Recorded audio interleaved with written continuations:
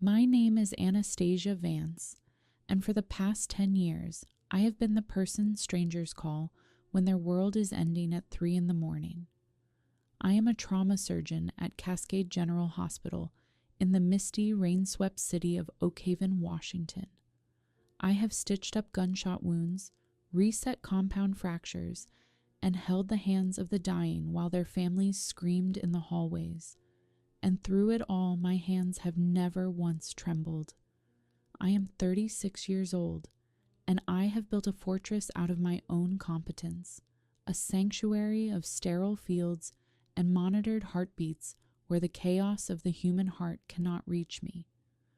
But a fortress is just a prison with better lighting, and the walls I built to keep the pain out eventually became the walls that kept the truth in.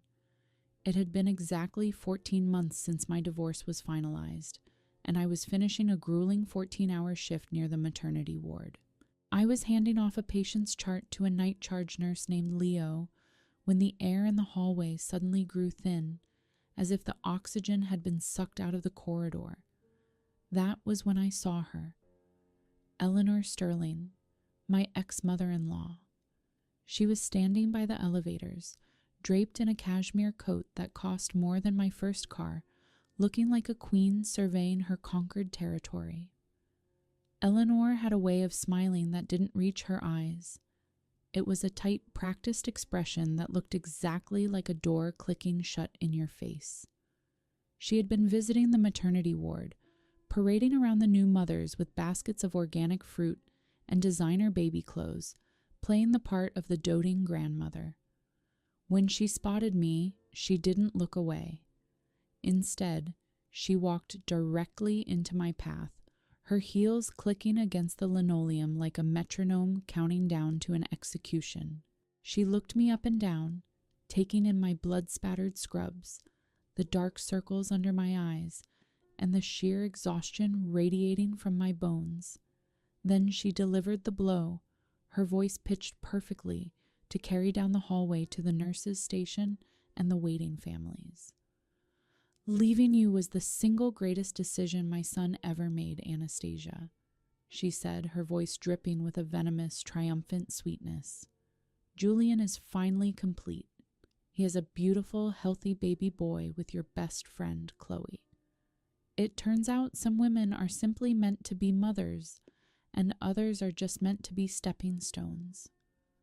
14 months of gaslighting, of whispered rumors, of being treated like a defective appliance, all distilled into a single public execution. Leo froze beside me, his hand hovering over the charting tablet. A passing dietary aide slowed her cart, her eyes darting between us. I didn't flinch. I didn't gasp. I didn't feel the hot prick of tears or the surge of defensive anger that a younger version of myself might have felt. I just looked at Eleanor, my expression as calm and unreadable as a flatline monitor, and I tilted my head slightly. "Is that what you truly believe, Eleanor?" I asked. My voice barely above a whisper, yet it cut through the ambient noise of the hospital like a scalpel. Eleanor blinked, her triumphant smile faltering for a fraction of a second. She had expected tears. She had expected me to drop my chart, to scream, to beg, to validate her narrative of my brokenness. She got nothing but a mirror reflecting her own cruelty. And then the universe, with its strange and terrible sense of timing, decided to intervene. Down the hall, the heavy automatic doors of the maternity ward hissed open, and a man walked through.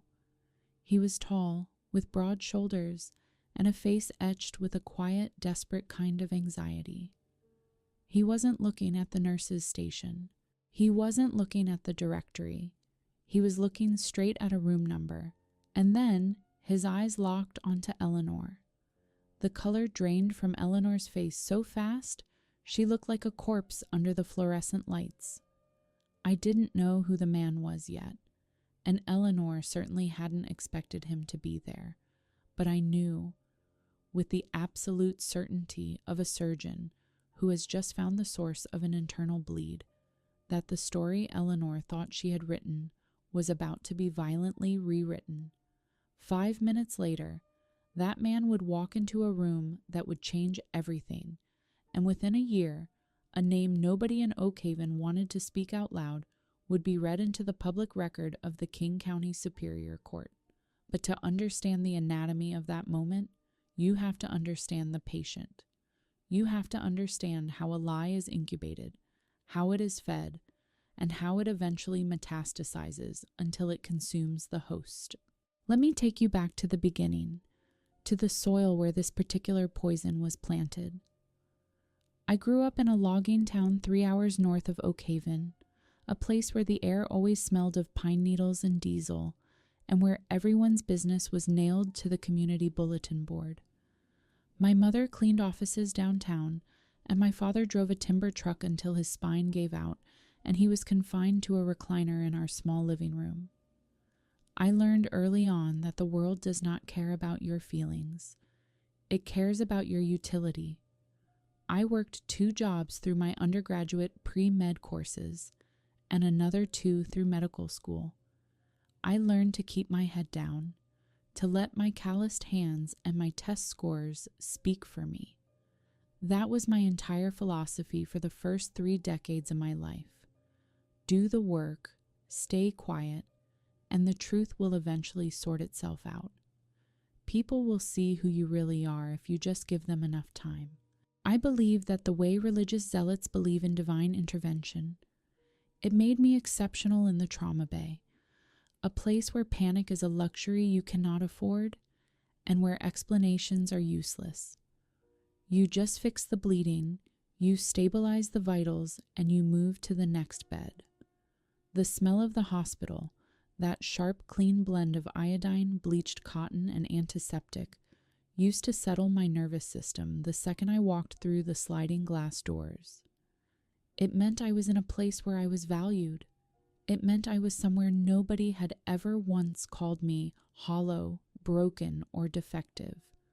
I could run a code blue, intubate a crashing patient, and talk a terrified teenager through the agonizing process of setting a dislocated shoulder, all without my pulse rising above 80 beats per minute. But that same instinct, the one that made me an anchor in a sea of chaos, had a fatal shadow side in my personal life. I carried things alone. I didn't ask for help. And when people started telling a story about me that was fundamentally untrue, I did the worst possible thing a quiet, proud woman can do. I trusted that my silence would be enough to outlast their noise. The hospital was the only place left where my reputation was untouchable. The rest of my life, however, was a different story entirely. I met Julian Sterling when I was 28. He was the heir to a local real estate empire, a man who moved through the world with the easy, unearned confidence of someone who had never been told no. He was charming in a way that made strangers feel like they had been personally chosen by the gods. He remembered your dog's name. He tipped the bartender a $100 bill for a simple beer, and he looked at you like you were the only person in a crowded room. Half the country club would have vouched for his character, and for the first few years of our marriage, so would I. We wanted children. We tried for a long time, and when nothing happened, the silence in our sprawling, modern glass house sat at our dining table like an uninvited, suffocating third guest.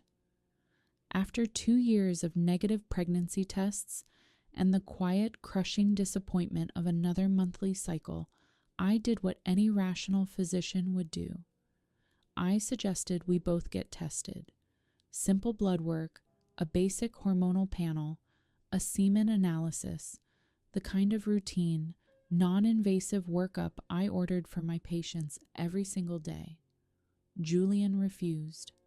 He laughed it off at first, pouring himself a glass of expensive scotch and telling me I was being clinical and unromantic.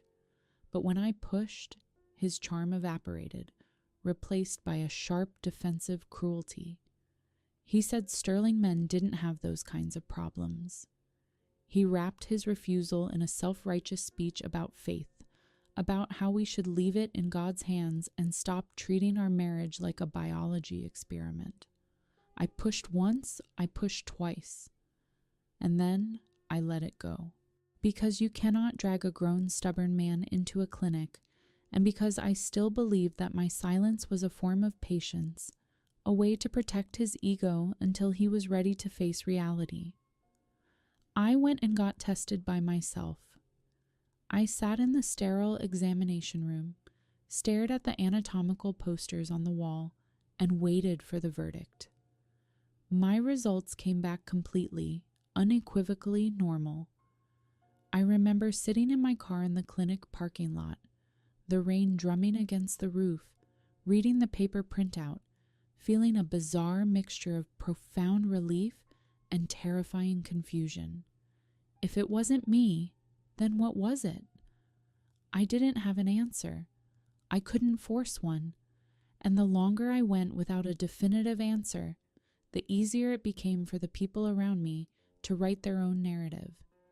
By then, Julian had already started whispering, quiet, insidious things to his mother first. That maybe the problem was me.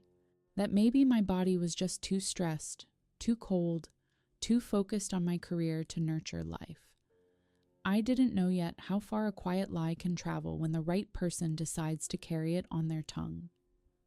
Eleanor Sterling ran the Oak Haven Charity Guild and the Women's Circle at her prestigious Episcopal church, the way a 4-star general runs a military campaign. She had buried her husband young, raised Julian alone, and somewhere in those hard, lonely years, she had decided her son was the living proof that she hadn't failed. He was perfect because he had to be. If he wasn't, then what had all her sacrifice and suffering bought her? So, when Julian whispered that the trouble was probably my fault, Eleanor didn't question it for a single second. She picked up the narrative and she ran with it. It started small.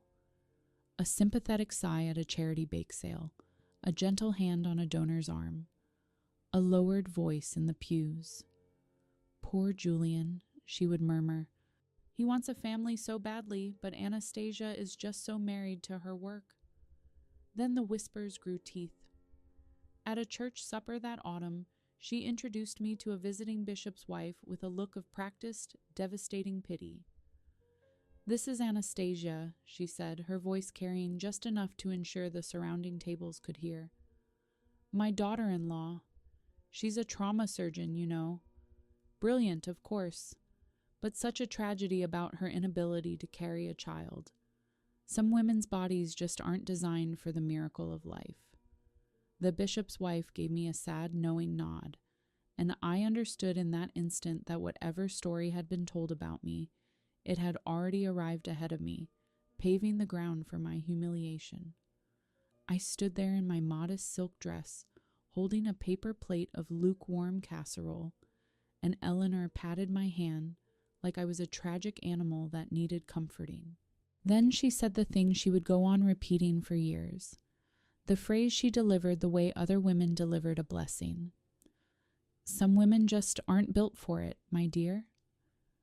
She smiled when she said it. She believed it. That was the absolute worst part. She wasn't being cruel on purpose.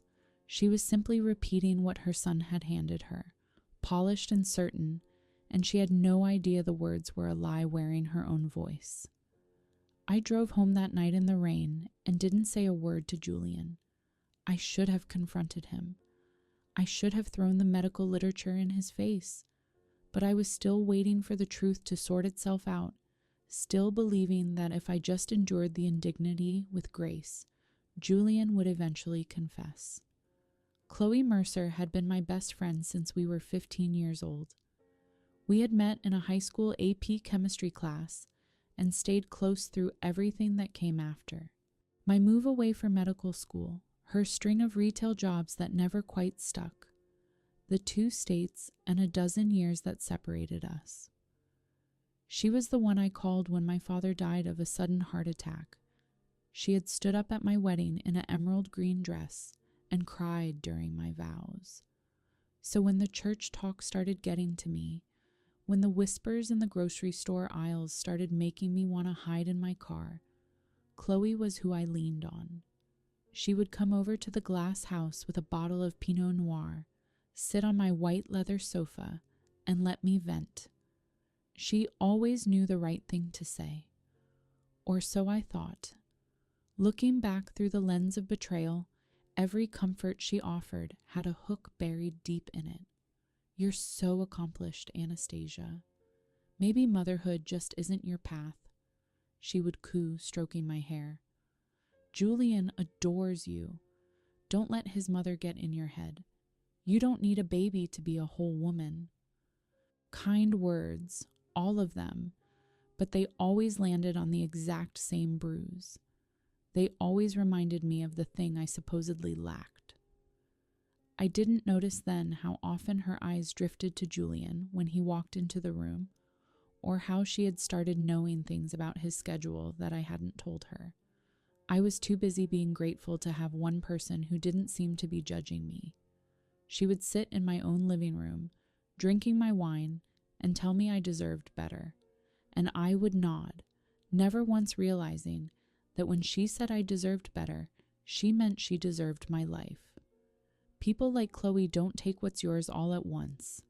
They borrow it piece by piece, siphoning your confidence, your time, your husband, until one day you look up and it's all gone and they are standing in the center of your life like they were always meant to be there.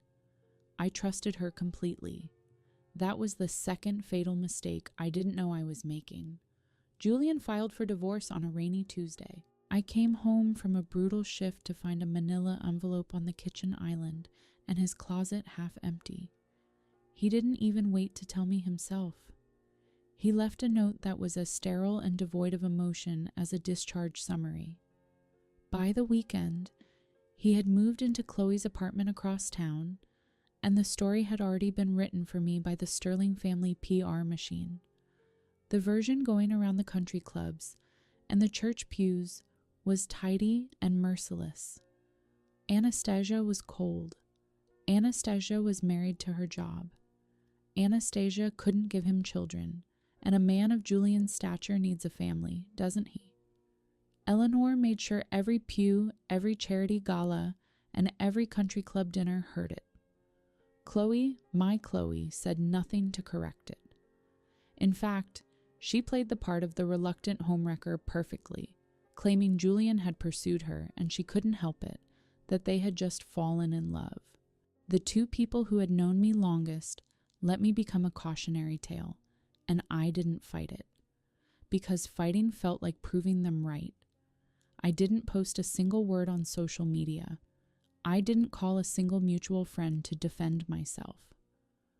I went to work the next morning, set a teenager's shattered femur, and told him he would walk again, and he did.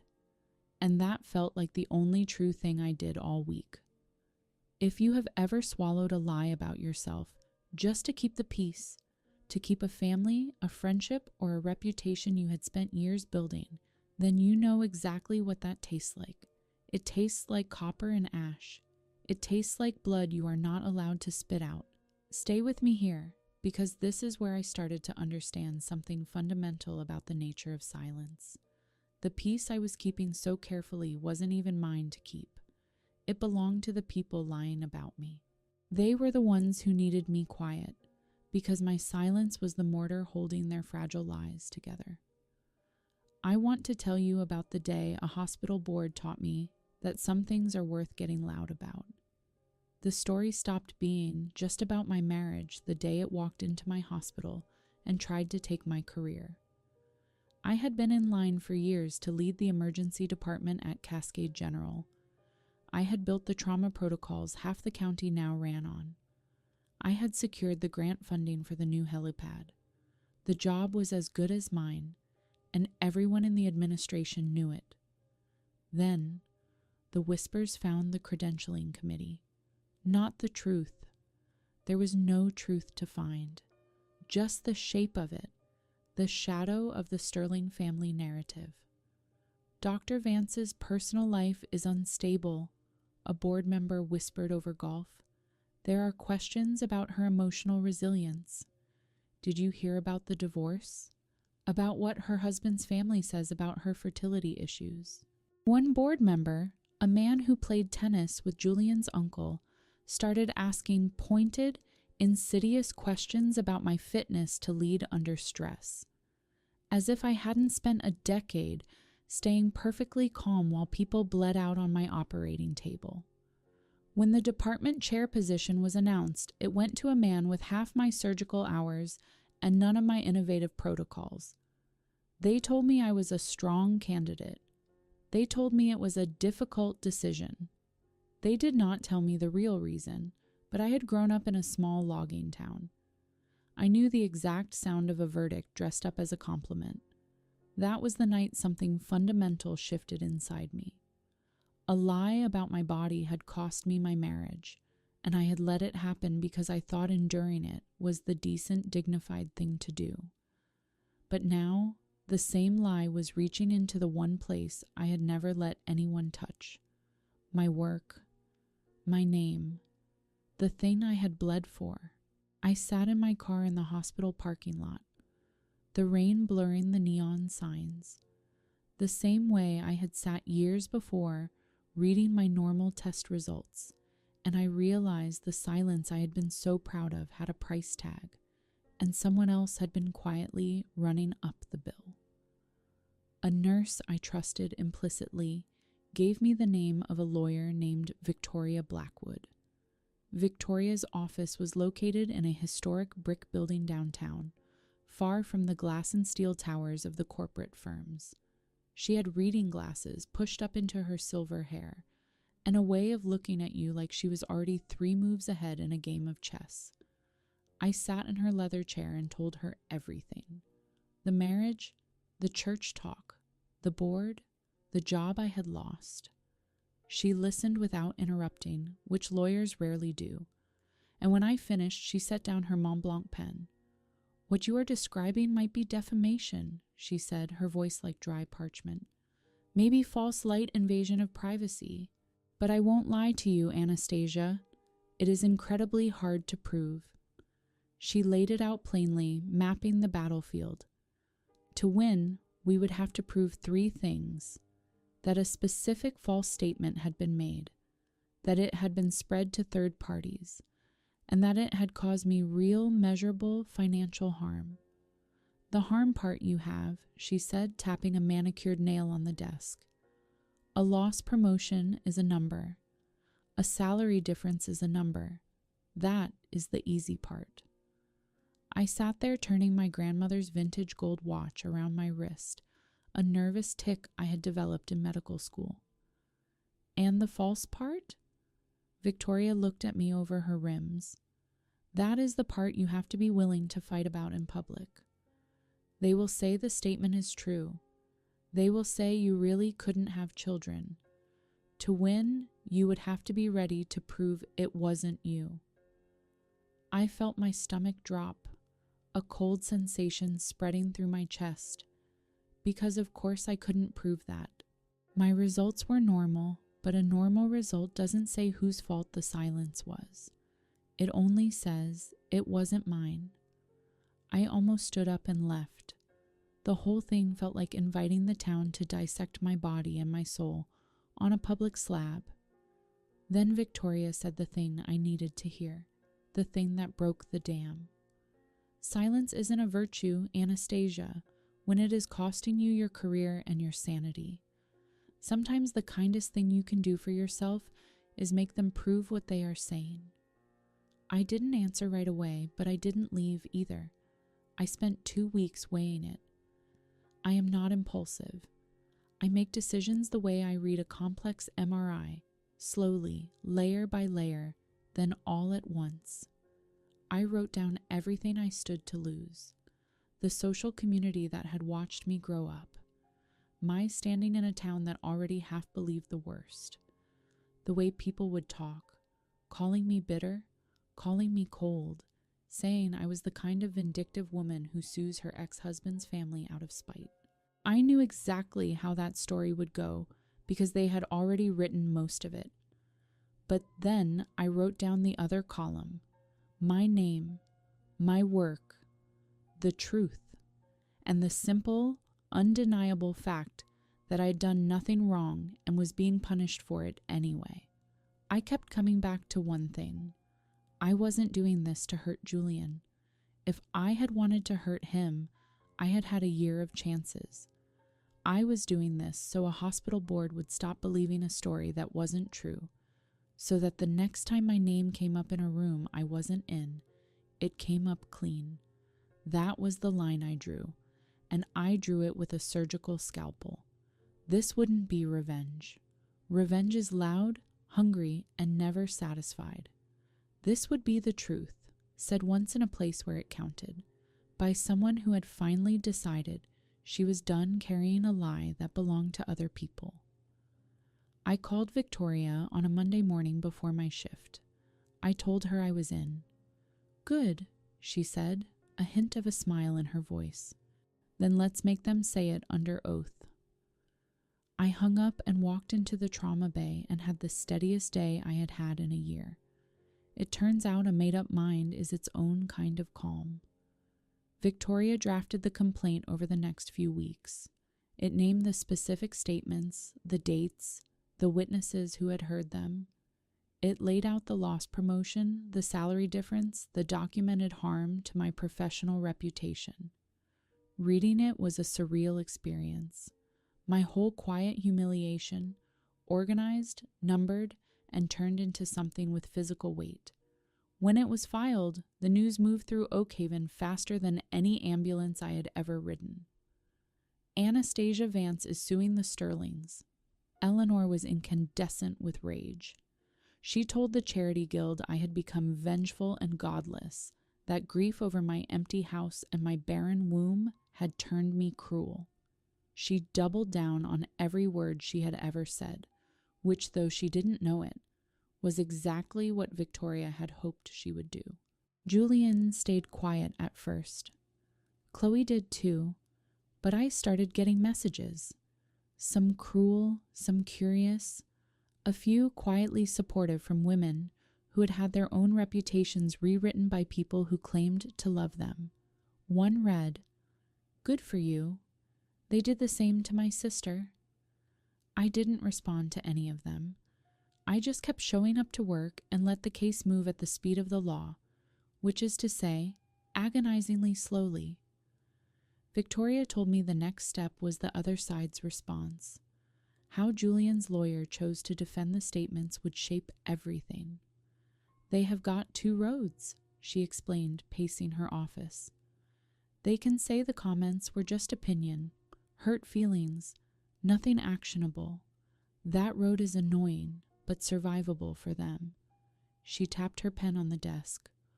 Or they can plant their flag and say the statements were true, that you really were the reason. That road is the one I am praying they take. I asked her why. She smiled like a woman who already knew the answer. Because then they have to prove it. And to prove it, they have to open a door. They took the second road. Of course they did. Julian's arrogance was his blind spot. His lawyer filed a response that planted the flag exactly where Victoria had hoped. Their defense, in plain English, was that the statements about me weren't defamation at all because they were the absolute truth. I really had been the reason the marriage produced no children. The fault, they argued on paper, was medical, and it was mine. When Victoria called to tell me, I could hear something close to delight under her steady, professional voice. They just said the magic words, she told me. Truth is an absolute defense to defamation. But here is what they didn't think through. She let it sit for a beat, letting the silence do the heavy lifting. To prove the statement is true, to prove you were the infertile one, they would have to put both of your medical pictures in front of a court. Now, I won't oversell it. Reproductive records are about as private as records get, and no judge hands them over lightly. We would still have to convince the court it is relevant and narrow, but they just argued, under oath, that the cause was definitely you. They can't make that claim and then refuse to let anyone look at him. That is the crack. It is not a door swinging open. It is a crack, and I can work with a crack. I sat down slowly at my kitchen table, the phone pressed to my ear. Meaning, Victoria said. They just put Julian's own fertility in play. He spent years hiding behind it with her. By swearing to it in court, he may have handed us the reason to finally ask about him. No promises, but it is the best opening we have had. For 6 years, I had been the one whose body was up for discussion at potlucks and prayer circles. And in trying to make that official, in trying to win by saying it loud in court, the Sterlings had done the one thing none of them had ever been willing to do. They had opened the door to looking at Julian. I thought about him refusing the tests all those years ago. The sharp little speeches. The way the subject had always slammed shut whenever it turned toward him. I didn't say anything to Victoria yet, but a thread I had buried a long time ago had just twitched, and I felt it move in the dark. That night, I couldn't sleep, so I did what I always do when something won't sit right. I went back through the timeline in my head, slow and careful, like reading an old chart for the thing you missed the first time. And there it was, 7 years back. A morning early in the marriage when Julian had driven up to Seattle alone for what he called a routine physical. He had been gone all day. He came home different, quiet in a way that wasn't like him, short with me over nothing, and he had poured himself a drink before dinner, which he never did on a weekday. I had asked if everything was okay. He had said the doctor was a quack, and the whole trip was a waste of time, and he changed the subject so hard it left a mark. And here was the part that kept me staring at the ceiling in the dark. After that day, he never mentioned getting tested again. Not once. Before the Seattle trip, he had at least pretended to take the question seriously. After it, the subject was simply closed, and somewhere in that same stretch of weeks, the first whispers about me began. I had filed it away at the time as a man being moody about a wasted afternoon. I hadn't connected it to anything because I hadn't been looking for a lie. You don't audit the people you love. But now, with Victoria's words still echoing in my ears, that quiet day in Seattle looked less like a wasted trip and more like the moment something got decided. I didn't have proof. I want to be clear about that. I had a memory and a bad feeling, which is nothing in a courtroom. But it was enough to tell Victoria where to point. And the next morning, that is exactly what I did. Victoria listened to my story about the trip to Seattle without writing anything down, which I had learned meant she was paying close attention. When I finished, she was quiet for a moment. On its own, that is nothing, she said. A memory of a bad mood, but it is a reason to ask the right question. She explained what came next, because the other side had put my fertility at issue, and because they had argued the cause was definitely me and not him. Victoria could ask the court to compel the production of Julian's own relevant medical records. If he wants to claim it was you, she said, the law lets me ask to see whether it was him. That is how this works. You can't open a door halfway. She filed the motion the following week. Julian's lawyer fought it hard, and I understood then that I had touched something real because nobody fights that hard over nothing. They argued privacy. They argued relevance. They argued anything that might keep that one folder closed.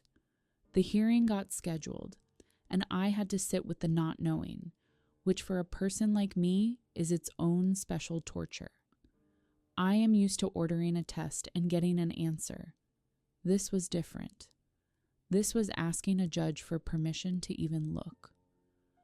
I went back to my shifts and set bones and read scans, and tried not to think about a folder I had never seen sitting in some Seattle clinic's archive that might say everything or might say nothing. Victoria told me to be patient. Courts move slow on purpose, she said. It gives the truth time to stop being scary. I wasn't scared of the truth. I had never been scared of the truth. I was scared they would find a way to keep me from it. Before the judge would rule on the motion, Victoria needed me to sign a verified complaint, a sworn version of everything, each statement, each date, each witness attested to under penalty of perjury. She set it on the desk between us, a thick stack with little colored tabs marking every place my name went. Read all of it, she said, then sign only what you know is true. So I read it. Every line, the charity gala, the bishop's wife, the exact words Eleanor said at the church supper, the ones about how some women just aren't built for it, the board meeting, the salary I lost. Reading my own quiet years laid out in numbered paragraphs did something to me. It made the lie look as flimsy as it actually was. I picked up the pen Victoria handed me, and I noticed the smell of the room, not the clean antiseptic of my hospital, my old hiding place, but old paper, ink, and dust from the radiators. For years that hospital smell had meant safety, the one place no one called me hollow. Now here I was, somewhere else entirely, somewhere I had to walk out into the open to reach, and I wasn't hiding anymore. I pressed the pen to the line. The thin gold watch slid cool against my wrist as I wrote, and I thought of my grandmother who used to say that patience isn't waiting. It is knowing the right moment when it comes. This was the moment. My signature went down clean and certain, the steadiest thing I had signed in a year. When I lifted the pen, it was done. The complaint was verified. The motion was live. Whatever was in that folder in Seattle, the machine to find it was now running, and I was the one who had started it. Victoria gathered the pages and squared them on the desk. Now we wait for a judge, she said. I nodded. For the first time, the waiting didn't feel like helplessness. It felt like a fuse. The ruling came on a gray, drizzly afternoon in the middle of a slow shift. Victoria called, and I stepped into the supply closet to take it, surrounded by gauze and saline, my heart doing the thing it never did at work. The judge granted it, she said. With limits, but she granted it. She walked me through it carefully, the way she walked me through everything. Because the defense had affirmatively claimed the infertility was mine, the court found that Julian's own relevant fertility records had become, in the judge's words, presumptively discoverable, not automatically public, not a free-for-all. The records would be produced under a protective order, reviewed first by the lawyers in the court, used only as the case required. It is not a guarantee of anything, Victoria said, ever careful. We don't know what is in the file. Maybe there is nothing, but they can't keep it shut anymore. I stood in that closet and let out a breath I felt like I had been holding for 7 years. Across town, I later learned, the news landed very differently. Julian's lawyer reportedly asked for a private meeting the same day. Eleanor called Victoria's office twice and was told politely that the attorney couldn't speak with her. And for the first time, the people who had spent years deciding what was true about my body went a little pale at the thought of a court deciding what was true about Julian's. I didn't celebrate. I want you to understand that. I didn't text anyone, didn't smile to myself in the mirror. I finished my shift, charted my patients, and drove back to my apartment alone. But that night, I slept the whole way through for the first time in months because I knew the folder was coming. And I knew that folders, unlike people, don't know how to lie. The first sign that something was wrong on their end didn't come from Julian or Eleanor. It came from Chloe. She texted me out of nowhere after a year of silence. Please don't do this. Think about the baby. I read it 3 times. We hadn't spoken since the divorce. She had taken my husband and my life and never once reached out. And now suddenly she was begging me to stop a lawsuit that, on its face, had nothing to do with her. That was the part that snagged. The suit was between me and Julian and Eleanor. It was about words said about my body, about a job I lost. Why would Chloe, who had supposedly won everything, be frightened of it? Why would a woman holding the baby and the husband and the house be texting her ex-best friend at midnight, asking her not to dig? People who beg you to stop digging usually know what is in the ground. I had learned that the hard way over the past year. I didn't answer her. I just sat with the question, turning it over, feeling the shape of something I couldn't see yet. Here is what I had figured out by then, and what I want you to hear if you have ever been the calm one in a storm. The people most afraid of the truth are rarely the ones it is supposed to land on.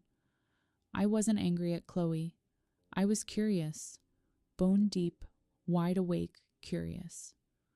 The folder came 8 days later. I want to be precise about how, because it matters. I did not see it first. I couldn't have and I wouldn't have. I am a doctor, and there are records I have no right to touch. Not my ex-husband's, not anyone's. That is the law, and it is a good one. The records went to Victoria through the proper channel under the protective order the judge had set. She read them with the other side's lawyer present, the way it is supposed to work. Then she called me and asked me to come to her office, which she had never done before. I knew before I sat down. She had the careful face people get when they are about to hand you something heavy. 7 years ago, she said, Julian went to a clinic in Seattle, the one you remembered. She slid a single sheet toward me, just the line that mattered, the rest blacked out under the court seal. The diagnosis was a word I had written on charts 100 times. Azoospermia, no measurable sperm. Julian had been told in plain clinical language that he could not father a biological child. 7 years ago.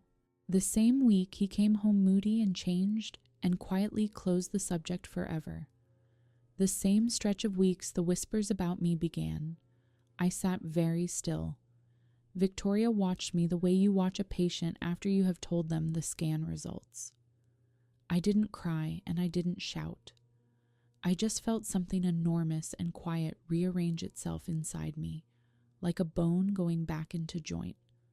For 6 years, I had been the broken one, the barren one, the shame of the Sterling family, and the man who had let an entire town believe that had known the whole time that the empty house was his fault. I drove home with that single sheet of paper folded in my bag, and I didn't turn on the radio.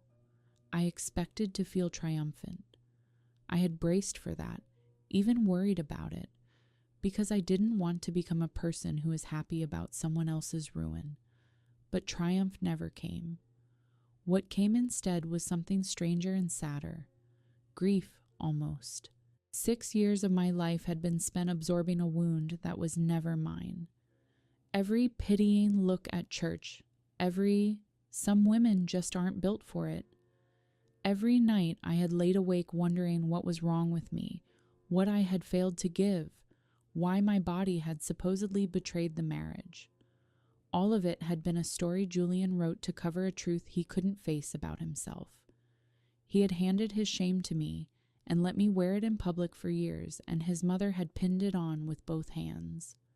I sat in my car in the lot outside my apartment, the way I always seemed to end up sitting in cars at the turning points of my life, and I said something out loud to nobody. The same thing I had said to Eleanor in that hospital hallway. Is that what you believe? Only now I understood what I had been asking all along. I had asked it of a woman so certain I was broken, and the answer, the real answer, had been sitting in a sealed folder in a city 2 hours away the entire time. I wasn't broken. I never had been. The relief of that didn't arrive like fireworks. It arrived like a long exhale, like the first full breath after months of shallow ones. And underneath it, a new question was already rising, one I couldn't push back down. Here was the question, and I couldn't unask it once it formed.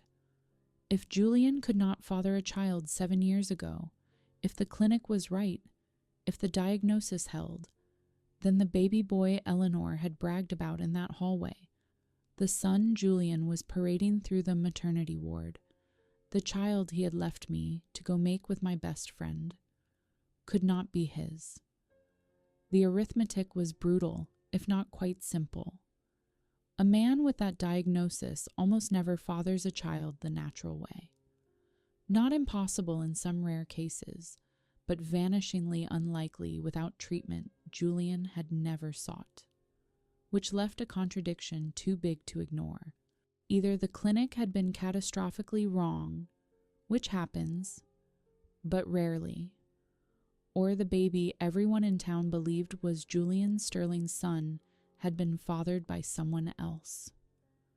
I wasn't going to pretend I knew which, but I knew it was a question that needed a real answer, not a rumor. And suddenly, Chloe's midnight text made a horrible, perfect sense. Please don't do this. Think about the baby. She wasn't worried about my lawsuit hurting Julian's feelings. She was worried about what a courtroom full of medical records might force into the open, because Chloe knew something the rest of the town didn't. She knew whose baby it actually was. I want to be careful here about what I did and didn't do, because it matters to me that I did this right. I did not go digging into the baby's records. I had no right to, and I wouldn't have. The child was innocent in all of this, and I have never once wished that child anything but well. What I had was a contradiction, sitting in plain sight, created entirely by the Sterling's own defense. They had sworn the infertility was mine. The records said it was Julian's, and a healthy baby boy across town said someone was lying about something much bigger than a marriage. I called Victoria. I think there is more in the ground, I told her. She didn't even pause. Then let's let the court find it, not us. The court. The man who had walked into the hospital room that day, the one I told you about at the very start, had a name, Gabriel Thorne. I didn't know him then. I learned about him the way I learned everything in this story, slowly, properly, through the channels that don't lie. It turned out that during the months Chloe and Julian were getting together, while Julian was still telling the world his wife was the broken one, Chloe had been involved with someone else too. Gabriel, a quiet man, an architect by all accounts, who had been led to believe the relationship was more than it was. When she chose Julian, Chloe had cut Gabriel off completely, blocked his number, never told him she was expecting, never breathed a word about a due date or a hospital. She had gambled that he would simply disappear, that he would never connect the dots. But the timing hadn't sat right with him, and he had kept asking quiet questions of the few people they had both known. That very morning, one of them had let the hospital and the date slip. So he came, to see the child he suspected was his, and the moment he stepped through that door, the one person she had been so sure would never find her. Chloe's face drained of every drop of color. That is the picture I want you to hold. Eleanor, smug by the elevators, certain her son's perfect life had proven me worthless, and 5 steps behind her, walking into the maternity room, the living proof that the perfect life was built on the same kind of lie they had buried me under for years. I didn't engineer that moment. I didn't even understand it when it happened. I just smiled at Eleanor and asked if that was really what she believed. And then a door opened and a stranger walked through it, and a whole house of lies started quietly coming down without my lifting a hand. Gabriel, it would turn out, had questions a court could answer, and in a town where everyone had been so sure they knew the truth about my body, the truth about everyone else's was about to get its day. Julian knew. That is the thing I keep coming back to. The thing that turns this from sad to unforgivable. He had known for 7 years that he couldn't father a child. So when Chloe got pregnant, he knew with absolute certainty that the baby wasn't his. And he took it anyway. He stood up in front of his mother and his church and his whole small world and let them believe he had made a son. The son his barren first wife had failed to give him. He used a child that wasn't his to complete the story that had destroyed me. Think about the nerve of that. The cruelty isn't even the affair, or the lie about my body, though those are bad enough. It is that he looked at a baby he knew couldn't be his and saw first and foremost a prop, proof of his manhood. The final period at the end of the sentence he had been writing about me for years. I tried, honestly, to find some sympathy for him. I am not a hard person by nature, but every time I reached for it, I hit that same wall. He had had 100 chances to tell the truth and quietly let me go. Instead, he had built a monument to a lie and put a real child on top of it. When Victoria told me Julian's lawyer had gone quiet, no more motions, no more fight, just a request to discuss resolving the matter, I understood why. Julian wasn't afraid of losing the lawsuit anymore. He was afraid of what the lawsuit would say out loud in front of everyone about the son he had been showing off. He had spent 7 years controlling the story, and for the first time, the story was about to get away from him completely. Eleanor came to see me before the hearing. She showed up at my apartment on a Sunday in her church clothes, and I almost didn't open the door. When I did, she looked older than I remembered. Smaller. She didn't apologize. I want to be honest about that because for a moment I thought she might. She stood in my doorway and asked me, in a voice with a crack running through it, to drop the suit. Not for Julian, she said. For the family, for the baby, for the name. And as she spoke, I saw something I hadn't expected to see.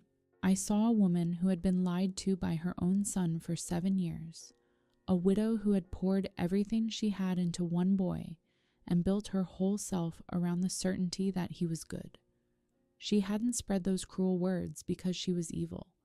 She had spread them because Julian had handed them to her, polished and certain, and she had loved him too much to ever doubt him. For one breath, standing in my own doorway, I felt for her. She was human. She had been used, too. But then she said it again. The line she had carried for years. Except this time, it came out as a plea instead of a pronouncement. Some women just aren't built for it, Anastasia. Why drag everyone through the mud over it? And I understood that even now, even standing on the edge of the truth, she would rather protect the lie than let go of it. Sympathy is not the same as surrender. I could see her pain and still refuse to carry her son's shame one more day. Eleanor, I said quietly, go home. The mud was never mine. She left without another word, and I closed the door, and I didn't feel cruel. I felt finished. Julian's lawyer offered a settlement, a quiet one. They would pay a sum, issue a private retraction to the hospital board, make my professional record clean again, if I agreed to seal everything and never speak of it. Victoria laid the offer on her desk and watched me. It is a good deal on paper, she said. You would get your name back. The board would hear the truth. You could walk away with everything you came for. She wasn't wrong. It was, by the numbers, a win. Everything I had said I wanted. My reputation restored. the job back in play, and all I had to do was let the truth get whispered in a back room and then locked in a drawer forever, while Eleanor kept saying her line at church, and Julian kept showing off a son who wasn't his, and the story about the broken doctor stayed half alive in the corners of town where private retractions never reach. I thought about it for a long time.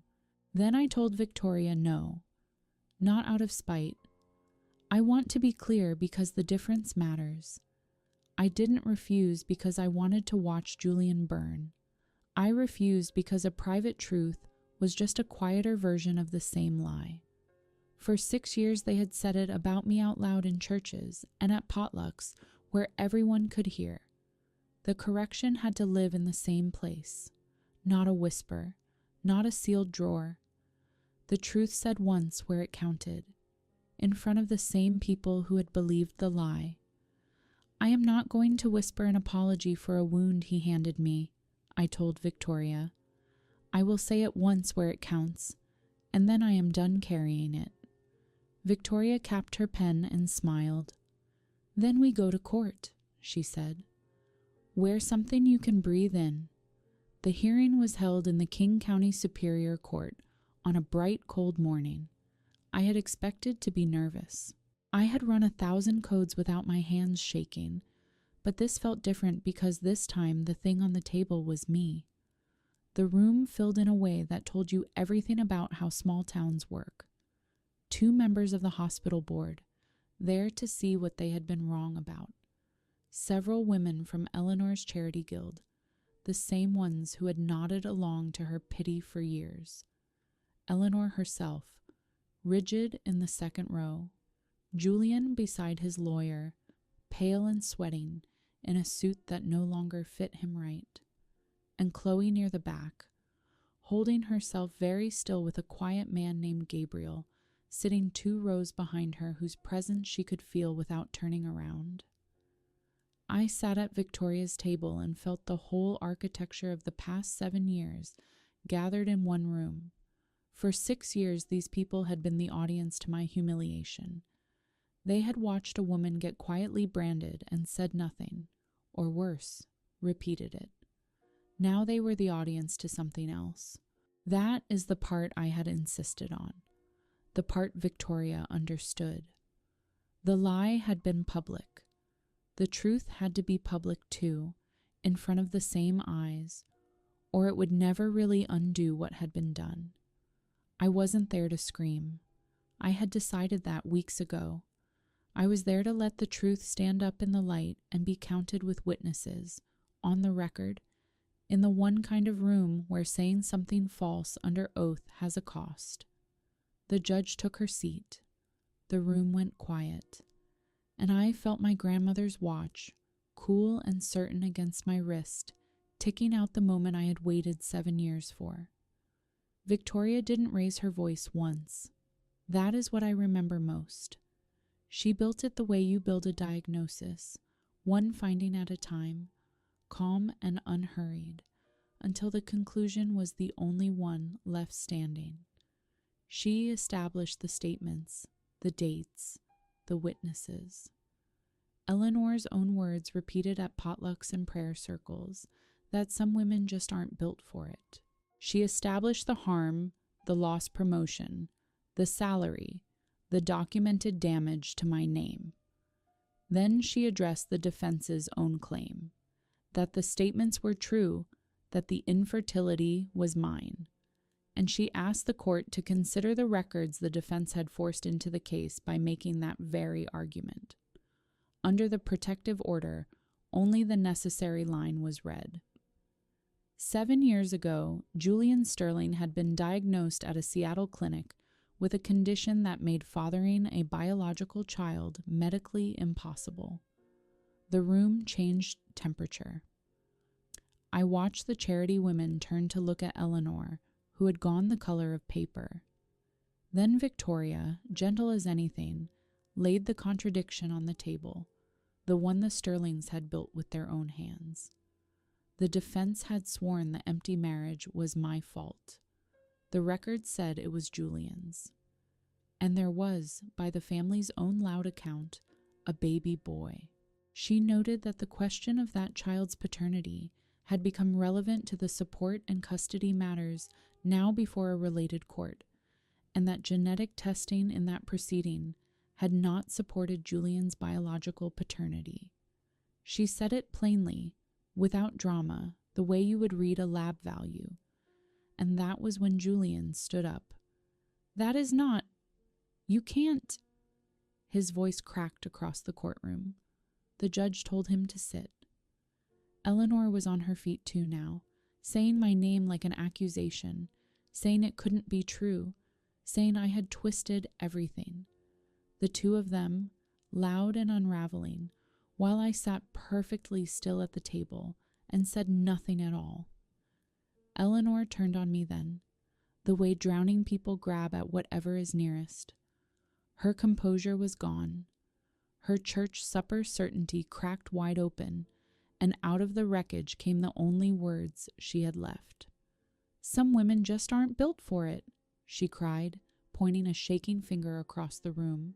"Some women just aren't." She couldn't even finish it the second time, and I stood up slowly because I'd waited 7 years, and I wasn't going to rush this. I didn't shout. I kept my voice flat and clear, the voice I use when I have to tell a family something true and hard, the kind of voice that is calmer than the room can stand. "You are right, Eleanor," I said. The whole courtroom went silent. "You are exactly right. One person in this marriage was never built to have children." I let that sit. I looked at Julian, then back at his mother. The file only ever had his name on it. Somewhere in the back of my mind, a hymn was playing. The one from my wedding. The one Eleanor had picked. The one that had floated through that church the day I married into all of this. It had meant one thing then. It meant the exact opposite now. Eleanor's hand dropped.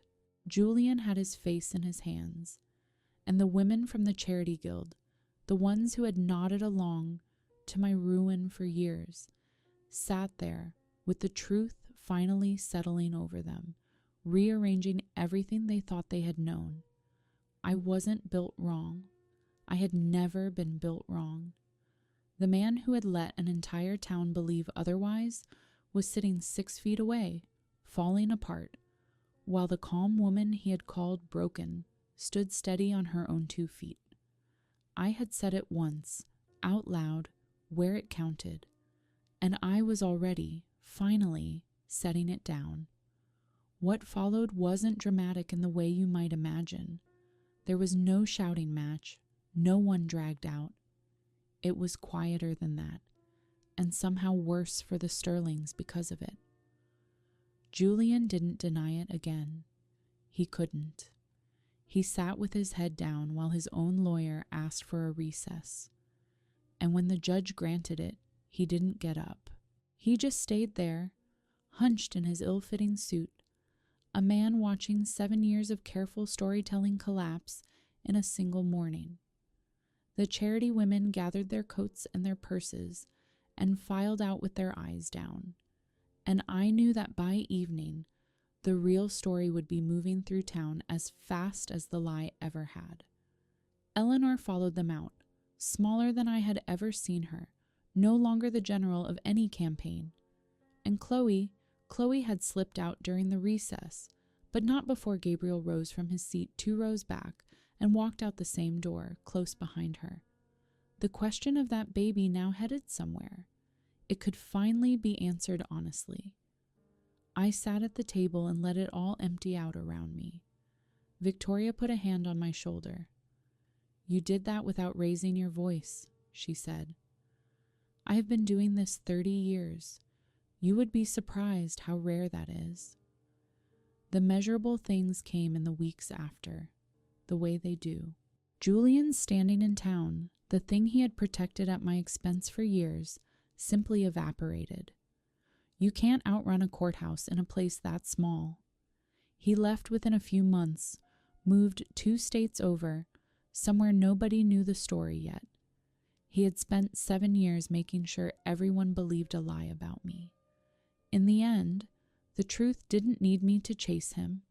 It just needed to be said once in the right room. The hospital board didn't make a show of it, which was fine by me. A few weeks after the hearing, the chair asked to see me. He was one of the two who had sat in that courtroom, and he had the uncomfortable look of a man who had believed the wrong thing and knew it. He told me the department leadership position was open again. He told me they had reviewed the matter and found the earlier concerns about my judgment and stability to be without foundation. He didn't quite apologize, but he came close. And from a hospital board, close is about all you ever get.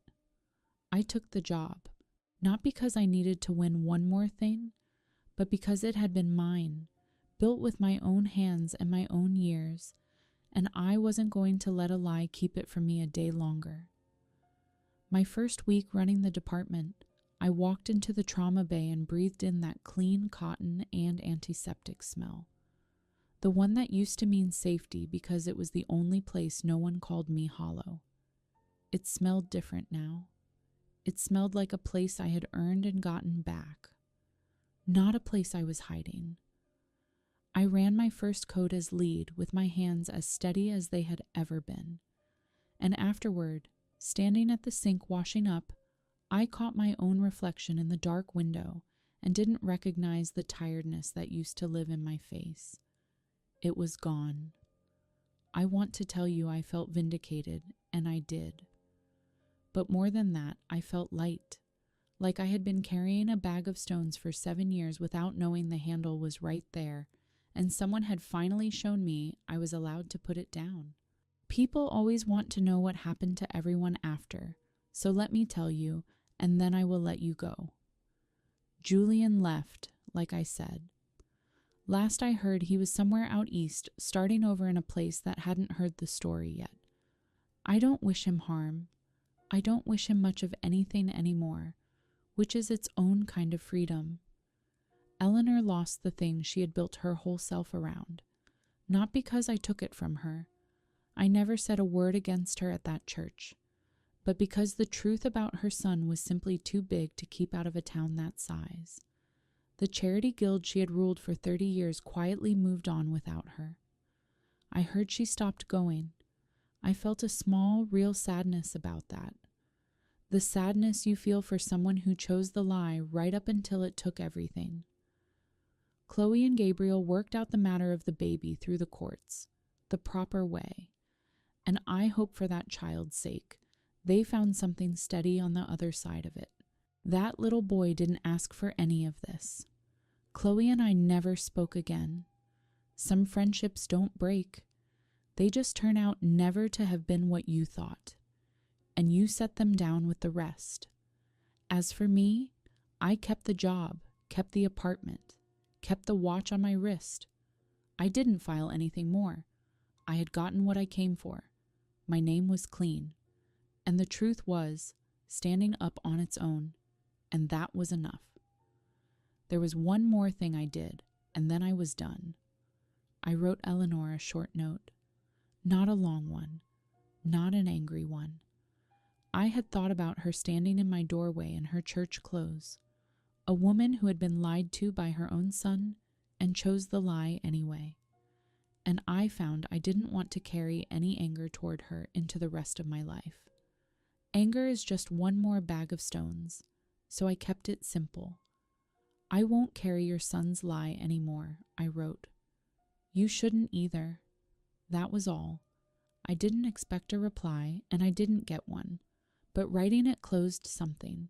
I slid my grandmother's watch off my wrist that night and held it for a minute, thinking about what she used to say. That patience isn't waiting. It is knowing the right moment when it comes. I had waited 7 years for the right moment.